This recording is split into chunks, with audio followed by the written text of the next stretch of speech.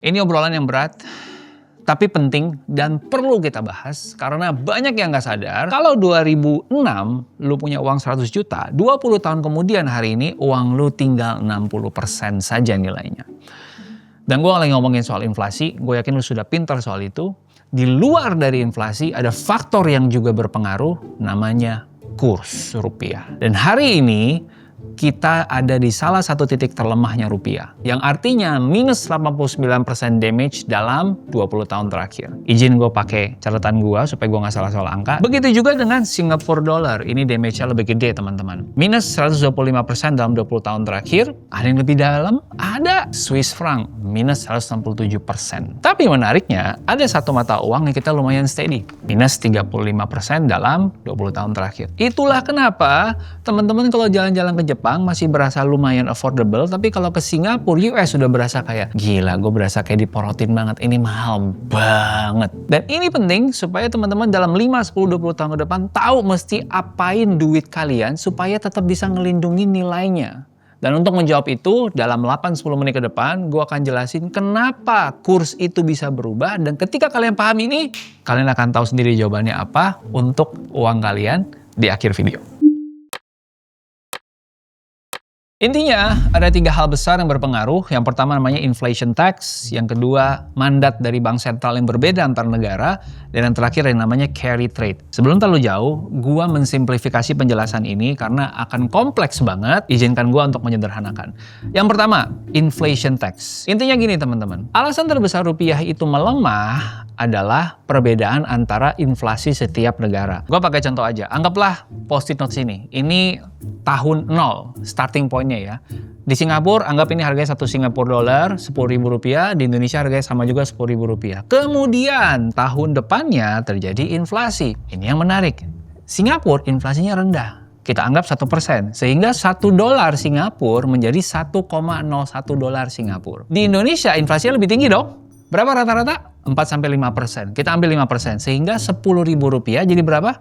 10.500. Berarti ada perbedaan dong teman-teman. Disinilah butuh yang namanya koreksi. Sehingga Indonesia, quote-unquote, perlu mendepresiasi nilai rupiahnya. Supaya bisa setara. Lihat nih di layar nih. Jadi rumusnya teman-teman, exchange rate yang baru adalah harga baru di Indonesia dibagi dengan harga baru di Singapura. Dapatlah kurang lebih kursnya harusnya 1 Singapura dolar sekarang menjadi berapa? 10.396 rupiah. Supaya harga post-it ini baik di Singapura maupun di Indonesia menjadi sama. Secara kasar di atas kertas, rupiah itu harus terus turun sekitar 4% setiap tahunnya supaya harga barang-barang Indonesia yang dibeli sama Singapura itu tetap affordable buat Singapura. Nggak jadi kemahalan. Karena kalau kemahalan dan kita nggak mau nyocokin kursnya, ya dia mendingan beli sama orang lain. Kira-kira begitu. Oke, tahan dulu. Kita masuk ke poin 2 supaya teman-teman lebih paham lagi. Sampai sini oke ya? Ini penjelasan untuk konteks 5-20 tahun. Kalau konteks lebih pendek, lebih mudah lihat neraca ekonomi Indonesia. Ekspor, impor. Tiap kali kita belanja atau impor, kita bayar dong keluar duit dalam mata uang asing. Nah, kalau kita ekspor, kita akan terima duit dalam mata uang asing. Kalau impor kita lebih daripada ekspor, artinya apa? Ada gap atau defisit di sana yang perlu diisi. Makin gede gapnya, biasanya akan makin lemah rupiah. Inilah kenapa waktu harga batu bara menguat, Indonesia kan ekspornya bagus ya di komoditas, maka ada surplus di neraca, maka rupiah ikut menguat. Lumayan stabil tuh 2021. Sampai sini ngerti ya? Jadi rupiah itu nggak cuma melemah karena inflation tax tadi, tapi juga karena adanya defisit di dalam neraca ekonomi. Apa yang dimaksud dengan central bank mandate? Ini akan makin seru teman-teman. Banyak orang berpikir bahwa interest rate atau bunga bank adalah faktor yang paling berdampak pada kurs. Ya, tapi kalau kita ngelihat cara Sentral Bank Indonesia dan Sentral Bank Singapura bekerja, kita akan ngerti bedanya apa. Bank Sentral Indonesia punya 2 mandat, Bank Sentral Singapura punya 1 mandat aja. Ini yang bikin beda. Bank Indonesia, mandat pertamanya adalah menjaga stabilitas rupiah. Dalam hal ini, inflasi dan kurs mata uang. Tapi ada mandat kedua, yaitu mensupport pertumbuhan ekonomi. Di Singapura, mandatnya cuma satu, stabilitas harga dengan cara ngejaga inflasinya supaya tetap rendah. Alat yang dipakai sama Bank Indonesia itu adalah bunga bank atau interest rate. Alat yang dipakai sama Singapura itu adalah exchange rate atau kurs mata uangnya. Mari kita dalamin lagi supaya makin ngerti. Karena Indonesia itu adalah negara berkembang, misalnya BI cuma peduli soal ngejagain inflasi, ya dia nggak peduli, dia akan naikin interest rate ke 10% gitu. Tapi itu akan ngebunuh ekonominya. Kenapa? Karena orang jadi nggak bisa beli apapun, kredit akan susah buat orang. Dan bisnis juga akan susah untuk minjem duit untuk berkembang. Disinilah konflik yang bikin Bank Indonesia kerjanya lebih berat.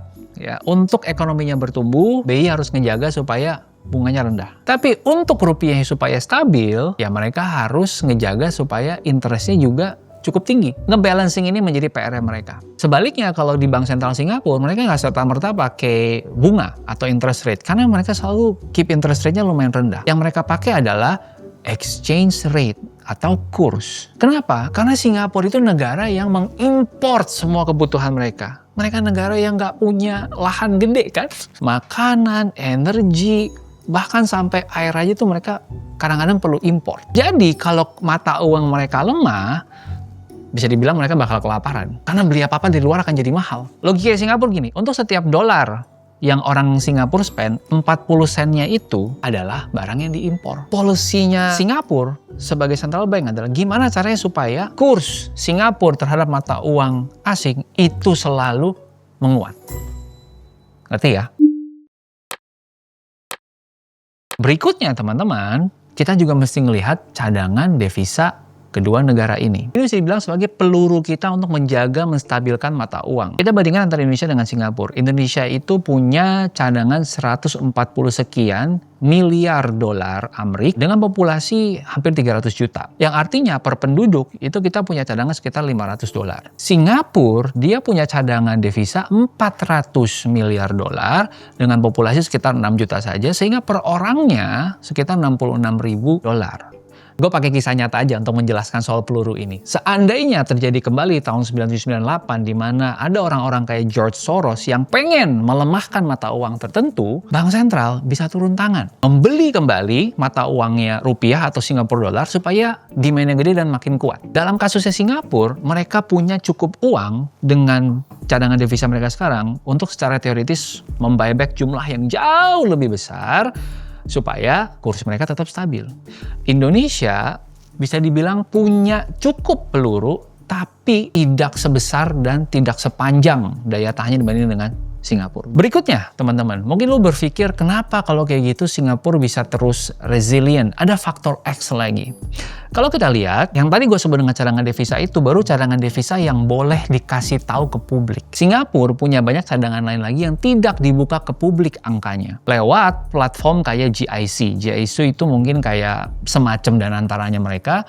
Gold reserve-nya mereka juga nggak di-disclose. Dan itu teman-teman sengaja tidak dikasih tahu karena menurut mereka itu bagian dari national security. Supaya nggak ada orang yang bisa secara sengaja mengacak-ngacak mata uang mereka. Ngerti ya sampai sini teman-teman ya? Tapi ya ini lagi-lagi konteks 5-20 tahun ya, jangka panjang. Dalam jangka pendek seringkali interest rate yang lebih ngaruh ya Fed rate atau US interest rate. Tahun 2022 contohnya kita lihat. Dari Januari sampai Oktober rupiah melemah hampir 9%. Itu gara-gara Fed rate naik dari 0% sampai sekitar 5%-an. Paham ya?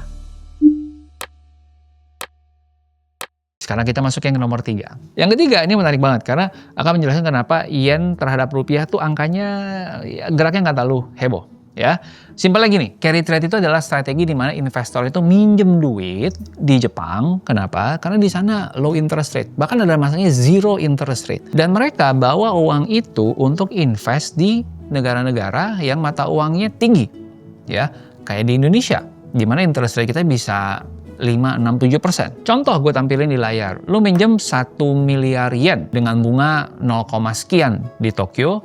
Lu convert yen itu menjadi rupiah. Lalu rupiahnya lu pakai buat beli obligasinya negara Indonesia. Yang ngasih lu 5, sekian persen. Akhirnya ya lu bisa menyimpan keuntungan 4-5% gak ngapa-ngapain. Kasarnya Kalau kita lihat 2026 awal kemarin, tiba-tiba ada perubahan kurs yang lumayan ekstrim, itu karena di Jepang itu mereka naikin bunga banknya, yang selama ini lumayan flat atau cenderung nol. Jadinya uang yang selama ini diinvestasikan di Indonesia ditarik sedikit keluar. Demand buat rupiah akhirnya menurun. Orang akhirnya kembaliin ke mata uang lain atau ke safe haven yang lain. Dari sini kita bisa ngelihat bahwa rupiah itu bisa jadi bukan kuat karena ekonominya, tapi karena lagi banyak artificial demand buat mata uang rupiah dari Jepang. Sampai sini clear ya? Jadi kebayang ya, kompleksnya mengatur sebuah negara. Terus kesimpulannya apa Mas Rob? Well, sebenarnya jawabannya udah jelas banget. Itulah pentingnya teman-teman nonton sampai tuntas dan teman-teman memperhatikan clue-clue yang gue ngomongin dari tadi. Kalau masih belum dapat jawabannya di saat ini, berarti nontonnya kurang nyimak. Karena gue nggak boleh ngomong ini secara gamblang. Tapi intinya teman-teman, kalau lu punya cash lebih, yang nganggur, kalau bisa dan kalau mau, jangan menyimpan hanya dalam satu mata uang saja. Sekian dari gua, semoga pembelajarannya jadi menarik buat teman-teman. Kalian jadi paham kenapa lo kalau jalan-jalan, lo ngerasa kayak gila ya, makin lama makin mahal. Sudah terjawab. Kalau lo punya pertanyaan-pertanyaan lain soal keuangan, soal ekonomi yang lo ngerasa kayak pengen dijelasin dengan lebih detail seperti ini dengan cara-cara yang menarik, tulis di kolom komen, nanti gue akan coba untuk jelasin dengan cara yang mudah untuk lo pahami. Sekian dan salam, belajar berkarya, berbagi.